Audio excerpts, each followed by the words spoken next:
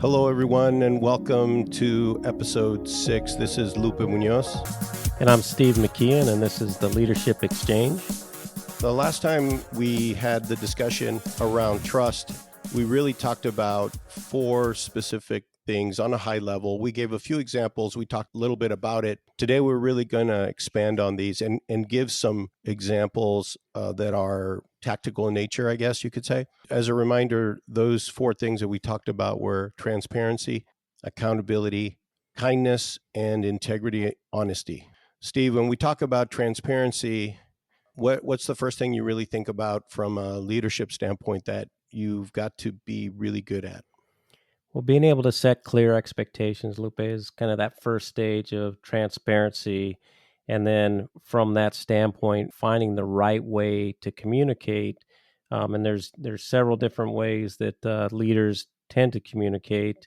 And you have to know each one of them because there's applications for when one is the right application. And generally, as you and I have discussed, there's anytime you can get down to that small group setting or the one-on-one setting, communications really, evolve a lot more. So I think, understanding that you're not going to be successful if you just start with a large group communication or a big email blast of information out there. That's going to get information out maybe to get things started, but that's really got to be followed up with small group activity and then one-on-one activities, because you're going to have some people, even within the small group, that may not quite understand exactly their role, the responsibility, what it is that you're wanting to accomplish. And then in addition, for those that do get it, there's going to be some folks that maybe have to take on a more active role. And so from that standpoint, you owe them more one-on-one communication because you're going to be asking more of them or expecting them to do more, perform more. I think Yeah, you've got some good examples, Lupe, of how you've done that as we've worked together. If you want to share a couple.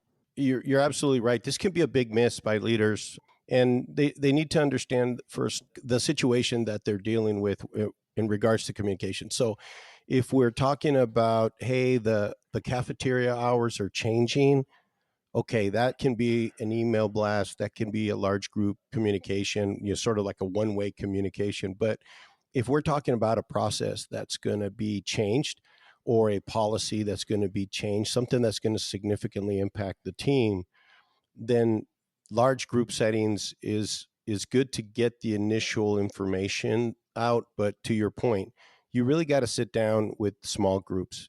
I'd say 3 to 4 people, and really start to explore and ask the questions, because a lot of times we perceive that silence means there are no concerns, there are no questions, but it often is not the case. A lot of times there are concerns, there are questions, but that big group setting is just not comfortable for people. So you really want to be able to sit down with those individuals, ideally in a one-on-one situation, and say, hey, what do you think about this change? What are your concerns about it? Is there anything that you have questions about?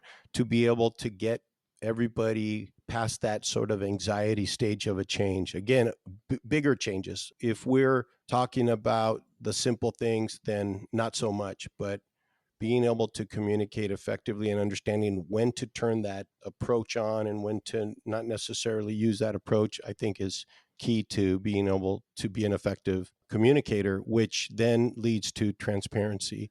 Here's an example of what we talked about last time.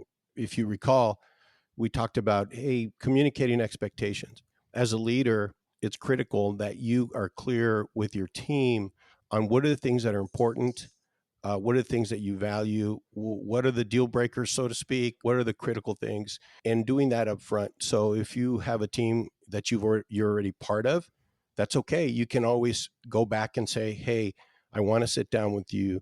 I recommend you start with your leaders. If you have supervisors or leads, talk to them, get those expectations out, be clear about what you value and what are the things that you want them to focus on. Then cascade that down to your team, and you be the one to communicate that, because that's a message you don't necessarily want to filter through other people, because inevitably that message gets diluted or it can get misunderstood. and it's too important to be able to approach it that way. I highly recommend you, if you don't feel you've done that for the team, then take that step, because then what happens is, now I'm being transparent. That leads to accountability. It allows you to then start building on your integrity once you've kind of set the stage with that, through consistent behavior that align with those expectations that you have set, will allow the team to start to say, okay, you know what? Steve is the guy that he said he was. When he values safety, the behaviors that he's showing us by stopping and really listening when there's a safety situation, or when he says people are important to me, and when people approach him, he is open to talking to them, he takes the time to talk to them versus dismissing them, then it starts to build that integrity, that is so critical to building trust. Yeah, Lupe, and I want to just back up a minute and just talk a little bit about what you brought up on the communication piece, because you did a really good job of connecting the expectations and the values up front, and the fact that you may have to go back and reset a couple times on the expectations because things change in the organization. But as you and I have talked about, the one thing that we know doesn't change or should not change are the values, right? And so we tend to think about the values sometimes the same as priority, and they're really not. And I think it's important for any leader to understand that going forward, because our values really should not have changed from 5 years ago to 5 months ago, 5 weeks ago to 5 minutes ago, and then into the future, right? They should really still be aligned. And so it's really important for people to understand that, because as the missions change, or as new problems may face a team or an organization, you may have to adjust, and so your priorities change, but those values have to be key, and really setting those as part of those clear expectations so people are aligned. The mission may change, but our values are going to live through whatever condition. So just wanted to bring that up. That's a great point. As we're kind of moving into the transparency component that you were just speaking about and creating that environment, we touched on a little bit about accountability, and I'm going to just kind of read you a short story here, and then ask for a comment. The story is about the four people named everybody, somebody, anybody, and nobody. I know this story. I know this You, story. you know these Go guys, ahead. right? Keep talking about this. Sure. And there's a important job that needs to get done, and everybody was asked to do it. And everybody was sure that somebody would do it, and anybody could have done it, but nobody did it. And somebody got angry about that because it was everybody's job, and everybody thought anybody could do it, and nobody realized that everybody wouldn't do it. Yeah. And it ended up that everybody blamed somebody when nobody did what anybody could have done. Yeah. And Yeah. pulled this down from a nice internet article, blog on accountability. And it just, when I ran across it, it reminds me of that story that you and I have told on many occasions. Let's talk about that a little bit. What happens when we have those generalities and there's not that assigned accountability. Yeah. Accountability in the form of, hey, where does the buck stop? I've encountered that same scenario. A lot of times I'll ask, let's say there's a process, there's something that's not the way it should. One of my questions will be, hey, what's our process? And the team will be like, oh, the process is this, and we trained everyone. Okay, perfect. Sounds like we did a good job. I'm like, who is accountable for ensuring this process occurs, or that this task is done? And they're like, well, everybody knows that they have to do that, as you described, Steve. And I'm like, okay, when everyone's in charge, then no one's in charge. It's super, super critical that there is one individual that is accountable, whether it's one individual for the day, one individual for the shift, but one individual that's accountable for ensuring that the standards in an area, for example, are being met, or that a particular task is being done, or maybe it's, hey, reviewing the report, ensuring that it is correct before it goes out. we can't rely on everybody because inevitably someone thinks someone else has covered that, and it hasn't. The clarity of accountability is super important when it comes to anything a team is striving to accomplish, or work area standards that they're trying to maintain. I love that story, Steve. I have not heard it told that way, so I'm really enjoyed it. But it does tie into that issue where you have to be clear about one individual being responsible and accountable for making sure this happens. Yeah, and as a leader, I think, we sometimes assume that individuals are taking on the ownership, and the responsibility is transferred. And in complex organizations or in, high hazard, more difficult organizations or activities, you almost have to go to the different type of matrix that, really clearly delineate, hey, this individual here is responsible for these things here. Here's the chart that kind of flows the process through the organization of, what needs to get done, who's going to do it. And so even creating that visual example, I think, really lends itself a lot. And yeah, I love that story too, because the anybody and somebody and everybody and nobody examples come up continuously in the work that leaders take on and view. So, yeah, good lesson learned there, and it really leads to what we were talking about. As you started to flow through, setting clear expectations, having transparency develop from those, starting to build on the accountability for any team to thrive. You have to have trust, and that's really what we've been talking about: is how to build trust in these tactical ways, and that integrity that is then developed out of that trust. And so, you talked about the importance of processes and really starting there first versus blaming somebody when things maybe aren't right or something got missed. It's really, okay, what is our process? Did we miss anything in the process that led to this, upset condition or this opportunity that we need to address? And I think that's really where it starts, because you're looking at, is our process good? Do we have accountable definitions, or have we defined accountability within that process so there's clear ownership and defined responsibilities? And once you've been able to establish some of that for the simplest process, you really start to build on that integrity, and you can be assured that certain things are going to happen when you have that type of an environment. Yeah, let's build a little bit more on integrity. We talked about the connection between transparency, building accountability, and then allowing you to then, as a leader, build on your integrity. What can you do to build on integrity? Well, one thing is be consistent, be a consistent leader. Consistency can fall into two categories. One is around your standard work routines. So, how predictable are you? When something goes wrong, are you going to behave differently on one day that you're in a good mood versus another day that you're in a bad mood?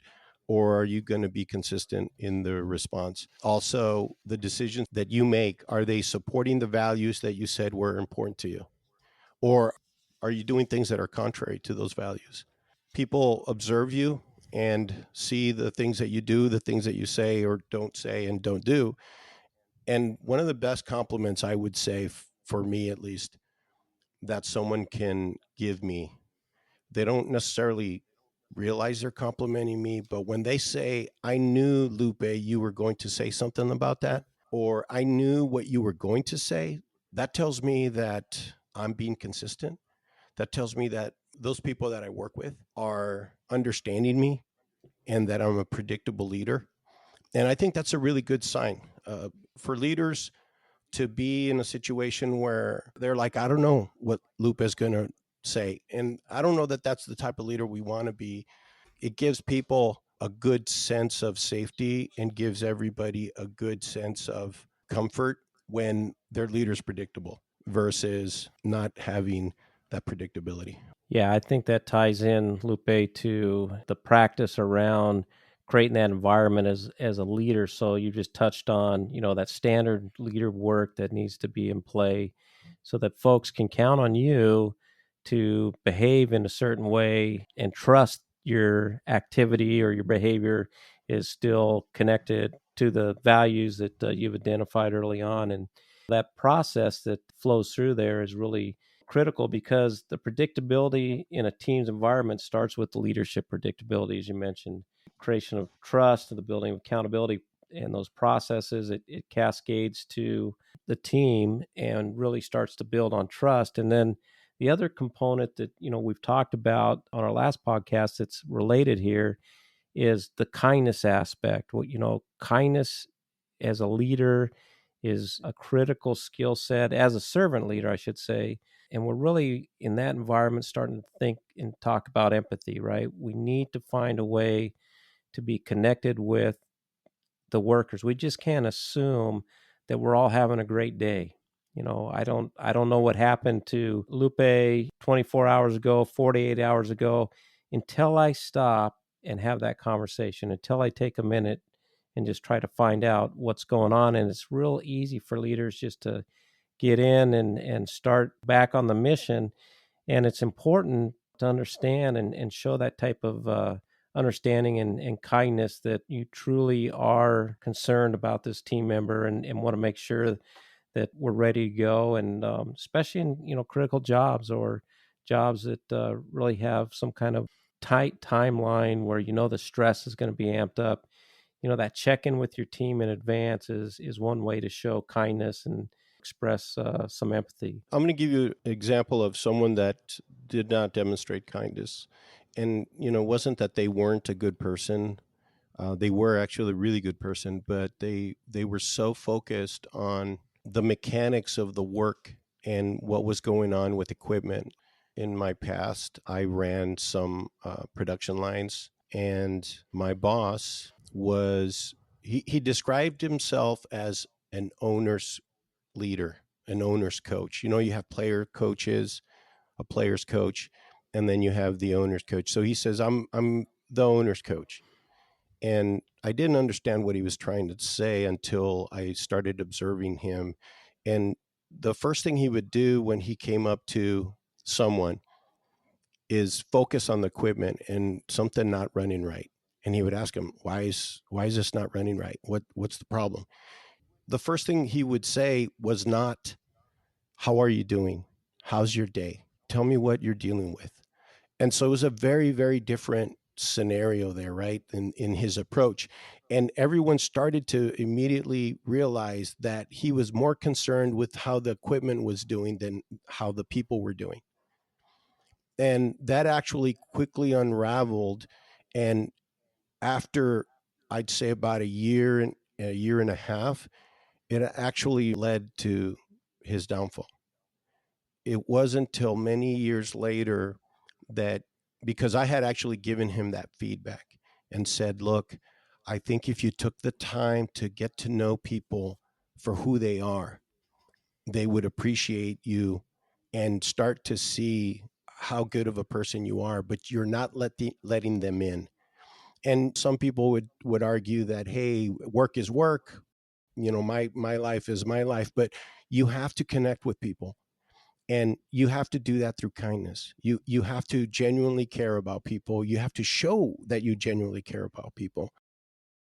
His inability to do that, and he was a very caring individual. I actually got to know him, but nobody else got to see that, and it did, in my opinion, lead to his downfall. And later on, he did make that realization, and he actually reached out to me and let me know. And it was a pretty powerful moment when I read his message that he said, "Hey, Lupe, I realized what you were trying to tell me, and I dismissed it, and I've learned how powerful it can be." And he says, I spent every part of my morning going to ensure that I touch base with everyone on the crew. And because of that, amazing things have happened. People really, I'm giving everyone the opportunity to see me for who I am. And because of that, I have much more closeness to the team, and things are so much different for me now. Because he was so frustrated before, it was because no one really wanted to interact with him, unfortunately. And so that's the part of, or that's an example of how you definitely don't want to be, because it creates a barrier between you and the team instead of being able to talk to them about how things went at home, how's the family. If you've listened to previous episodes, I talk about how I have one-on-ones with team members. In those one-on-ones, I ask, hey, tell me about your family. Talk to me. How old are your kids? And I'm jotting things down, right? I'm jotting this information down because later on, I'm going to go back to those notes. And when I go talk to John, I'm going to say, John, hey, I remember you said your one of your daughters was getting close to graduating. Isn't it about time that she's going to be? Is she going to college? What is she going to do? All of a sudden, their eyes light up and they're like, "Well, yeah, you remember that?" And I said, "Yes." And it's not that I have the best memory in the world. I have the opposite, but I've taken the time to actually note that and go back to it so that and it's a genuine thing. It's not something that I'm just doing to get on people's good side. I really want them to understand, but my memory's so bad that I have to write it down. Yeah, Lupe, there's some, good tricks as you man or leadership hacks that you can use there. One of the things I know you and I both do is put notes into our phone immediately when we come across a point like that, because a lot of times too, it may not necessarily be a one-on-one, and there may not, it could be a team member from another group that you're interacting with that you're never going to be in the environment or have that need for a direct one-on-one. But just that power of being a connected leader, learning a little bit about other individuals, sharing about yourself, so it's not just the one-way street, really helps. One, demonstrates kindness, but also, again, building trust. People learn that, hey, this person's truly concerned about me, and yeah, that's a great hack, is putting that note in the phone. A lot of times you got to remind people that, hey, I'm just putting a note in the phone so that they don't think, hey, this guy's blowing me off, which can also happen if you don't kind of set that up. But it's great because you're right. You come back 6 months later because a big event's happening, and you just catch up. Hey, how'd that go with the new house? Where are you at on the graduation plans, and how was the wedding? And that means a lot to people. Anytime you can have that kind of conversation within the work environment, and not create a production around, hey, this is the mission, we got to just get out there and get it done. So yeah, that's a great example. Here's a couple more of these little tricks that you're referring to, Steve. Something as simple as birthdays, right? So every person that I work with, I put their birthdays on my calendar as a recurring annual, an Outlook. For those of you that use Outlook, I put it in as a recurring. I actually have it trigger the day before so that I know the next day, hey, you know what? I'm going to go look for that person. I'm going to say, hey, happy birthday to you. And a lot of times they're shocked. They're like, whoa, like, how do you remember my birthday? And I said, hey, I remember your birthday. And so holiday cards, like around, Christmas, Hanukkah, New Year, just hey, happy holidays to you and your family. Really appreciate all the work that you've done for us as a team. Those are the types of things, small thank you notes to say, hey, I really saw you shine today when it came to the presentation. You knocked it out of the park. I just want to take a moment to appreciate you and recognize you for the great job. I mean, these little things are tremendously powerful, and you taking the time to do that are ways that you can really demonstrate that kindness towards people and have people understand that, hey, I really care about you. I'm not just wanting to get something out of you. I really genuinely care about you as an individual. Yeah, Lupe, it's so important. And I got to just confess that I have not been very good at that historically in my leadership career, and that's one of the things that I've recently started working on, just because there is value in the birthday, remembering that key milestone. Now, I'm okay when people don't recall my birthday, because I don't necessarily feel like I want to count another year of age, but it's really important to recognize folks in that way, and you do an excellent job of that. And kindness, I want to share just one more story. This happened early on in my career when I was a firefighter, and we had a captain that would do our morning call, and his check-in was, hey, we're going to see some stuff today, we're going to be asked to do some stuff today. how's your mindset? Or are you ready to go? Is there anything you want to unload real quick before we get going for the day? And he would take that minute just to, walk around to each individual on the team and look us in the eye and just make that connection. And that, that was really a powerful move on his part. The other thing he would say is, and it kind of goes back to almost that era of Hill Street Blues, be safe out there. But what he would say is, he would say, hey, look, I need you for the next call. I don't want to see anybody get hurt. I need you back here for the next call. So I need you to keep that in mind through all the things you're going to be doing today.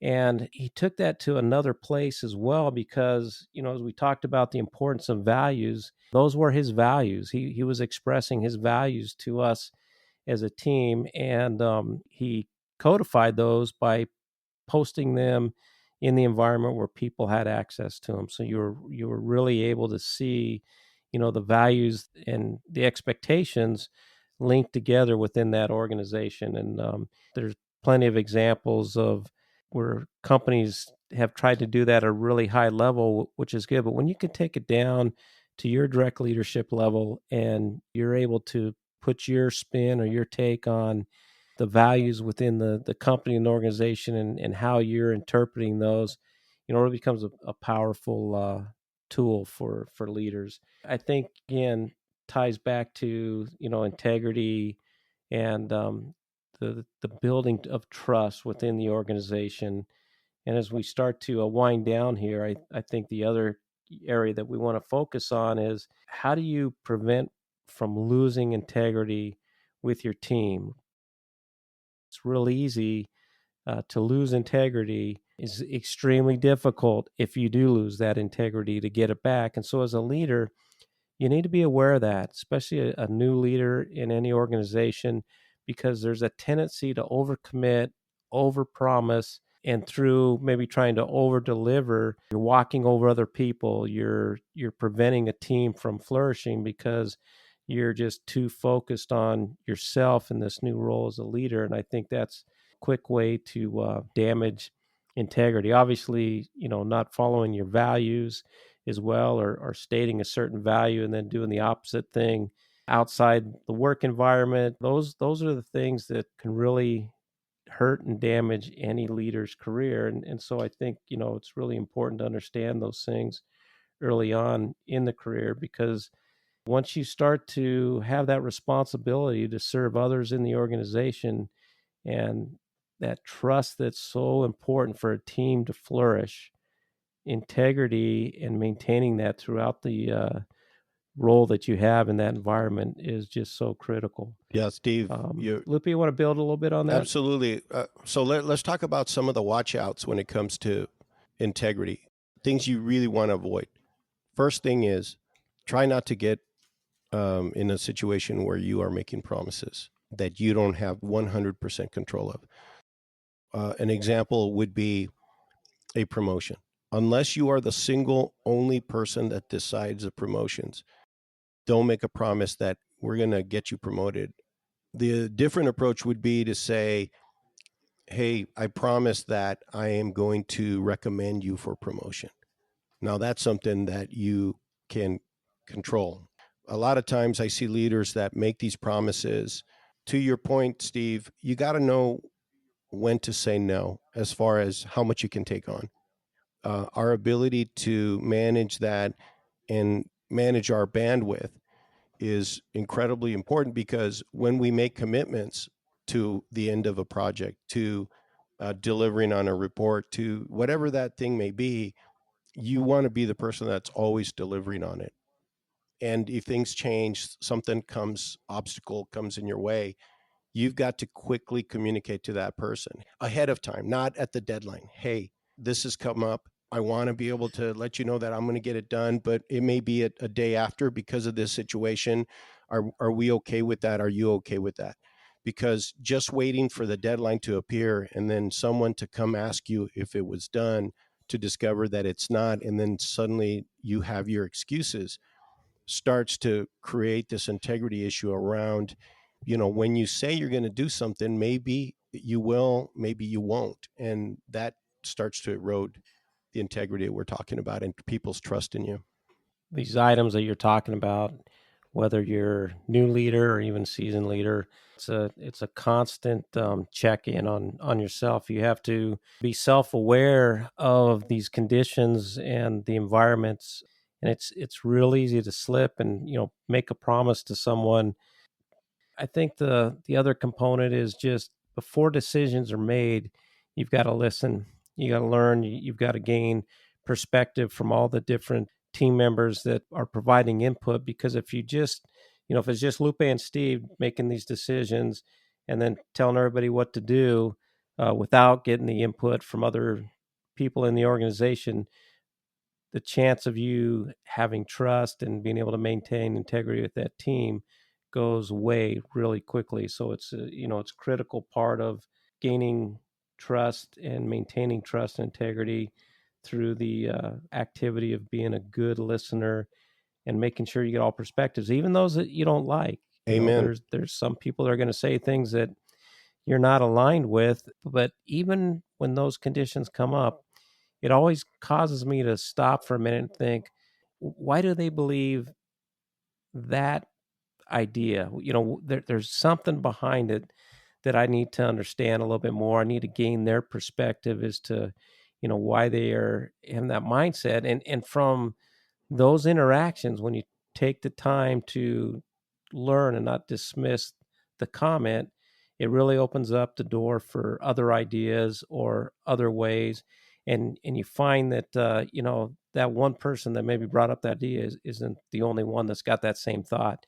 And there's work to be done to really keep the team aligned and not lose trust with the team because you quickly dismiss one idea. And sometimes too in those environments where people are emotional and they give you the counter to what you're trying to do, it's important to know that they're going to probably they're emotional. There's probably going to be a shutdown of communication on both ends. So sometimes you even need to walk away from that and say, hey, I need to get back to you on that. Thank you for that perspective.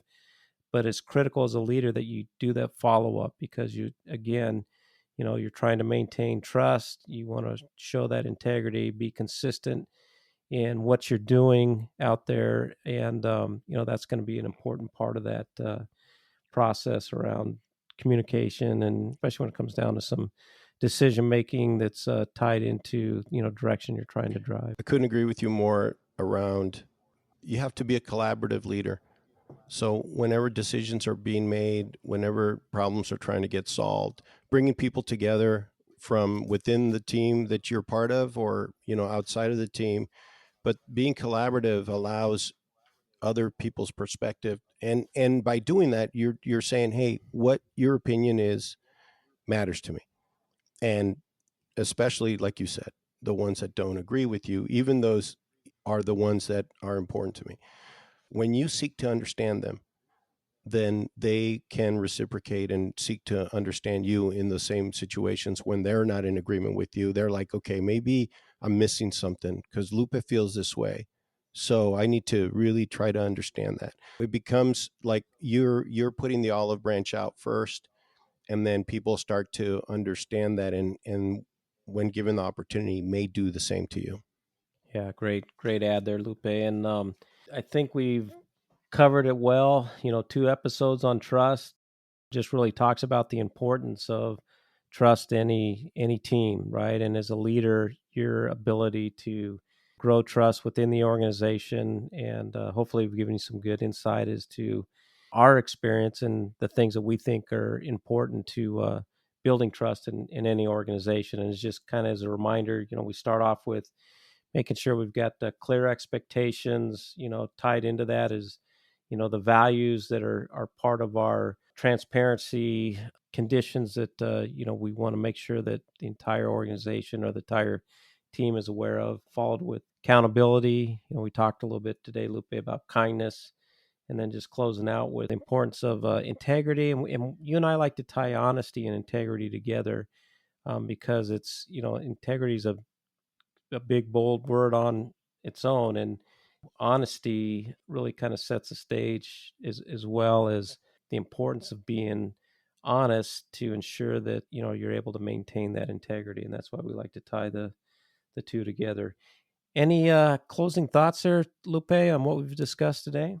I think you recapped nicely, Steve. I appreciate everyone listening to us. I want to remind everyone about two things. One is our Instagram account where you can provide some feedback. We've actually received some really great feedback that we're implementing at Leadership Exchange Podcast.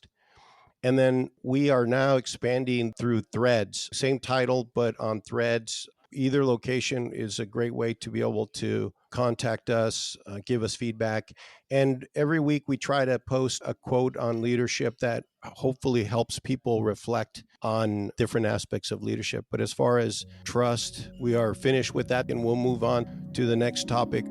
This is Lupe Munoz. And I'm Steve McKeon, and this has been episode 6 of the Leadership Exchange. Everyone have a great day.